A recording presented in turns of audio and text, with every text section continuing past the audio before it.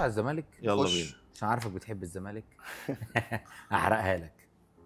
قول. او بتحب عبد الله السعيد اكتر يعني. مفيش اتنين يختلفوا عن عبد الله السعيد.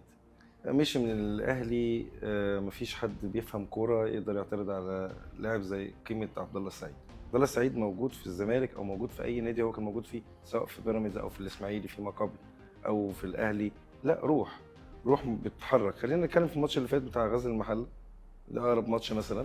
لا، عبد الله السعيد لو كان موجود في الماتش ده، انا قد اجزم يعني ان ما كانش الماتش ده خرج للزمالك غير بنتيجه ايجابيه. ممكن كانت تروح ل3 او 4-1 بالتقريب. يعني لو قلنا مثلا يعني ان هم ممكن يجيبوا الجون في الجون اللي هم وفقوا فيه ده، وكان الصراحه يعني الهجمه المرتده اتعملت بشكل احترافي جدا يعني. عبد الله من اللعيبه الاذكياء القليله في مصر جدا والنادره. ومن اللعيبه اللي دايما مستواه محافظ على. حافظ لو على هنتكلم على عامة. منتاليتي في مصر عبد الله السعيد اكيد طبعا. حلو.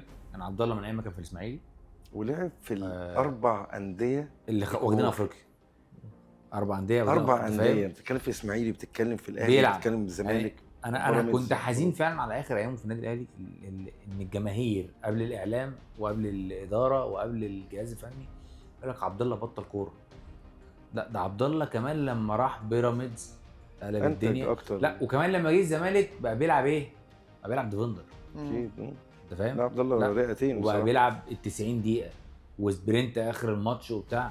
ما شاء الله عليه عبد الله من اللعيبه. انا لو جيت تقول لي هتختار من احسن 3 4 لعيبه في تاريخ مصر كدوري مصري، لو حد حط فيهم اختار عبد الله السعيد. ما اكيد. حط مش فيهم عبد الله هعترض السعيد. يعني.